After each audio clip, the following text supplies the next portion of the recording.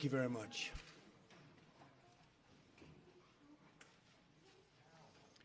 I am honored to have Prime Minister Theresa May here for our first official visit from a foreign leader. This is our first visit, so great honor.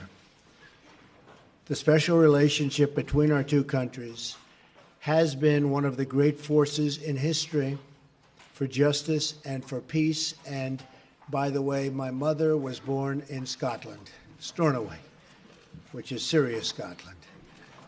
Today, the United States renews our deep bond with Britain, military, financial, cultural, and political.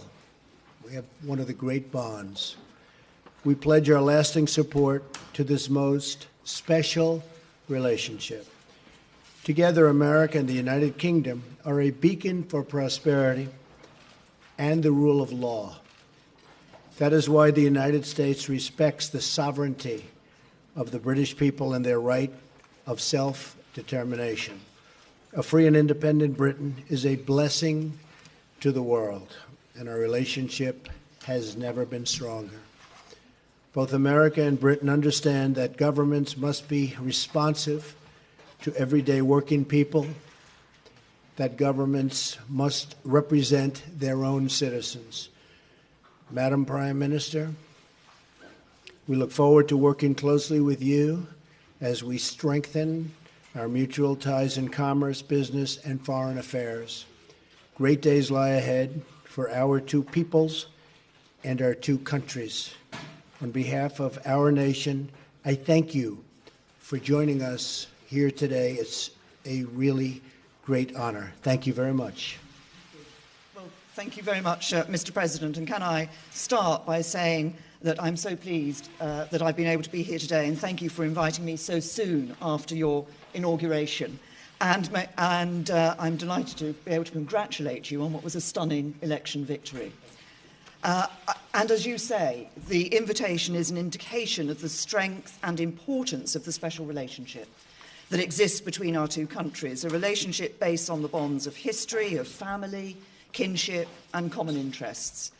And in a further sign of the importance of that relationship, I have today been able to convey Her Majesty the Queen's hope that President Trump and the First Lady would pay a state visit to the United Kingdom later this year, and I'm delighted that the President has accepted that invitation. Now, today we're discussing a number of topics, and there's much on which we agree. The President has mentioned foreign policy. We're discussing how we can work even more closely together in order to take on and defeat Daesh and the ideology of Islamist extremism wherever it's found. Our two nations are already leading efforts to face up to this challenge, and we're making progress with Daesh losing territory and fighters, but we need to redouble our efforts. And today we're discussing how we can do this by deepening intelligence and security cooperation, and critically by stepping up our efforts to counter Daesh in cyberspace. Because we know we will not eradicate this threat until we defeat the ideology that lies behind it. Our talks will be continuing later. I'm sure we'll discuss other topics, Syria and Russia. On defence and security cooperation, we're united in our recognition of NATO as the bulwark of our collective defence. And today, we've reaffirmed our unshakable commitment to this alliance. Mr. President, I think you confirmed that you're 100% behind NATO. But we're also discussing the importance of NATO continuing to ensure it is as equipped to fight terrorism and cyber warfare as it is to fight more conventional forms of war. And I've agreed to continue my efforts to encourage my fellow European leaders to deliver on their commitments to spend 2% of their GDP on defence so that the burden is more fairly shared. It's only by investing properly in our defence that we can ensure we're properly equipped to face our shared challenges together. And finally, the President and I have mentioned future economic cooperation and trade. Trade between our two countries is already worth over £150 billion a year. The US is the single biggest source of inward investment to the UK, and together we've around $1 trillion invested in each other's economies. And the UK-US defence relationship is the broadest, deepest and most advanced of any two countries sharing military hardware and expertise. And I think the President and I are ambitious to build on this relationship in order to grow Our respective economies provide the high-skilled, high-paid jobs of the future for working people across America and across the UK. And so we are discussing how we can establish a trade negotiation agreement, take forward immediate high-level talks, lay the groundwork for a UK-US trade agreement, and identify the practical steps we can take now in order to enable companies in both countries to trade and do business with one another more easily. And I'm convinced that a trade deal between the US and the UK is in the national interest of both countries and will cement the crucial relationship that exists between us, particularly as the UK leaves the European Union and reaches out to the world. Today's talks, I think, are a significant moment for President Trump and I to build our relationship, and I look forward to continuing to work with you as we deliver on the promises of freedom and prosperity for all the people of our respective countries. Thank you. Thank you very much. That's very nicely stated. Steve Holland. Where's Steve? Steve, yes. Thank you. You're going to be speaking tomorrow with the Russian president. Yes. What message would you like to convey to him? How close are you to lifting some of the sanctions imposed on Russia over its Ukraine incursion? What would you expect in return? And Prime Minister May, do you foresee any changes in British attitudes towards sanctions on Russia? Well, I hear a call was set up, Steve, and we'll see what happens. As far as the sanctions, very early to be talking about that. But we look to have a great relationship with all countries, ideally. That won't necessarily happen. Unfortunately, probably won't happen with many countries. But if we can have, as we do with Prime Minister May and the relationship that we've all developed, and even in the short relationship that we've just developed just by being with each other, we're going to have lunch, and we've really had some very interesting talks and very productive talks. But if we can have a great relationship with Russia and with China and with all countries, I'm all for that. That would be a tremendous asset. No guarantees, but if we can, that would be a positive, not a negative. Okay? We have, as far as the UK is concerned, on sanctions for Russia in relation to their activities in the Ukraine, we have been very clear that we want to see the Minsk agreement fully implemented. We believe the sanctions should continue until we see that Minsk agreement fully implemented, and we've been continuing to argue that inside the European Union.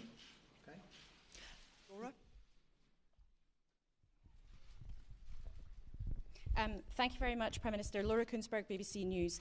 Prime Minister, you've talked about where you agree, but you have also said you would be frank where you disagree with the President. Can you tell us where in our talks you did disagree, and do you think that the President listened to what you had to say? And, Mr. President, you say... We'll see what she says. Mr. President, you've said before that torture works. You've praised Russia. You've said you want to ban some Muslims from coming to America. You've suggested there should be punishment for abortion. For many people in Britain, those sound like alarming beliefs. What do you say to our viewers at home who are worried about some of your views and worried about you becoming the leader of the free world? This was your choice of a question. There goes that relationship.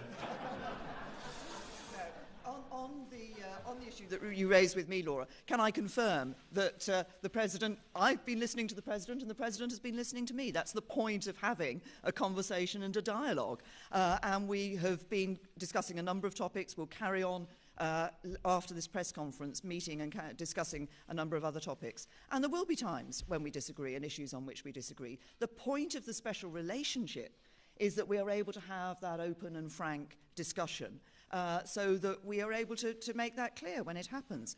But I'm clear also that there are many issues on which the United Kingdom and the United States stand alongside one another, many issues on which we agree. And I think, as I said yesterday in my speech, that we are at a moment now when we can build an even stronger special relationship, which will be in the interests not just of the UK and the United States, but actually in the interests of the wider world as well. Very good. We have a great general who has just been appointed Secretary of Defense, General James Mattis, and he has stated publicly that he does not necessarily believe in torture or waterboarding, or however you want to define it. enhanced interrogation, I guess would be a word that a lot of people would like to use. I don't necessarily agree, but I would tell you that he will override because I'm giving him that power. He's an expert. He's highly respected. He's the general's general. Got through the Senate very, very quickly, which in this country is not easy, I will tell you. And so I'm going to rely on him. I happen to feel that it does work. I've been open about that for a long period of time. But I am going with our leaders. And we're going to win with or without. But I do disagree. As far as, again, Putin and Russia, I don't say good, bad, or indifferent. I don't know the gentleman. I hope we have a fantastic relationship. That's possible, and it's also possible that we won't. We will see what happens. I will be representing the American people very, very strongly, very forcefully. And if we have a great relationship with Russia and other countries, and if we go after ISIS together, which has to be stopped, that's an evil that has to be stopped, I will consider that a good thing, not a bad thing. How the relationship works out, I won't be able to tell you that later. I've had many times where I thought I'd get along with people, and I don't like them at all. And I've had some where I didn't think I was going to have much of a relationship, and it turned out to be a great relationship. So, Theresa, we never know about those things, do we? But I will tell you one thing. I'll be representing the American people very strongly. Thank you. How about John Roberts, Fox? Mr. President, thank you so much, Madam Prime Minister. It's my understanding, Mr. President, that you had an hour-long phone call this morning with President Enrique Peña Nieto of Mexico. Could we get an update on where the relationship is? Further to that, what do you say to your critics who claim that you have already soured a relationship with a very important U.S. ally? And Madam Prime Minister, if I may ask you as well, are you concerned about the state of relations between the United States and Mexico? Sir? Well, I think the Prime Minister, first of all, has other things that she's much more worried about than Mexico and the United States relationship. But I will say that we had a very good call. I have been very strong on Mexico. I have great respect for Mexico. I love the Mexican people. I work with the Mexican people all the time. Great relationships. But as you know, Mexico, with the United States, has out-negotiated us and beat us to a pulp through our past leaders. They've made us look foolish. We have a trade deficit of $60 billion with Mexico. On top of that, the border is soft and weak. Drugs are pouring in. And I'm not going to let that happen. And General Kelly is going to do a fantastic job at Homeland Security. As you know, we swore him in yesterday. We have a really, I think, a very good relationship, the President and I. And we had a talk that lasted for about an hour this morning. And we are going to be working on a fair relationship and a new relationship. But the United States cannot continue to lose vast amounts of business, vast amounts of companies, and millions of people losing their jobs. That won't happen with me. We're no longer going to be the country that doesn't know what it's doing. And so we are going to renegotiate our trade deals, and we're going to renegotiate other aspects of our relationship with Mexico. And in the end, I think it'll be good for both countries. But it was a very, very friendly call. I think you'll hear that from the President, and I think you'll hear that from the people of Mexico that really represent him and represent him very well. And I look forward to, over the coming months, we'll be negotiating, and we'll see what happens. But I'm representing the people of the United States, and I'm going to represent them as somebody should represent them, not how they've been represented in the past, where we lose to every single country. As the President himself has said, the relationship of the United States with Mexico is a matter for the United States and Mexico. Tom. Mr. President, you said you'd help us with a Brexit trade deal. You said you'd help us with a Brexit trade deal. You said you'd stand by us with NATO. But how can the British Prime Minister believe you? Because you have been known in the past to change your position on things. And also, Mayor, it's a question to both of you. People are fascinated to know how you're going to get on with each other. You're so different. The hard-working daughter of a vicar, the brash TV extrovert. Have you found anything in common personally yet? Actually, I'm not as brash as you might think. and I can tell you that I think we're going to get along very well. You know, it's interesting because I am a people person. I think you are also, Theresa. And I can often tell how I get along with somebody very early, and I believe we're going to have a fantastic relationship. Brexit, and I really don't change my position very much. If you go back and you look, my position on trade has been solid for many, many years, since I was a very young person, talking about how we were getting ripped off by the rest of the world. And I never knew I'd be in this position where we can actually do something about it. But we will be talking to your folks about Brexit. Brexit was an example of what was to come. And I happened to be in Scotland at Turnberry cutting a ribbon when Brexit happened. And we had a vast amount of press there. And I said, Brexit, this was the day before, you probably remember, I said, Brexit is going to happen. And I was scorned in the press for making that prediction. I was scorned. And I said, I believe it's going to happen because people want to know who's coming into their country and they want to control their own trade and various other things. And lo and behold, the following day, it happened. And the odds weren't looking good for me when I made that statement because, as you know, everybody thought it was not going to happen. I think Brexit's going to be a wonderful thing for your country. I think when it irons out, you're going to have your own identity, and you're going to have the people that you want in your country, and you're going to be able to make free trade deals without having somebody watching you and what you're doing. And I had a very bad experience. I had something when I was in my other world. I have something in another country, and getting the approvals from Europe was very, very tough. Getting the approvals from the country was fast, easy, and efficient. Getting the approvals from the group, I call them the consortium, was very, very tough.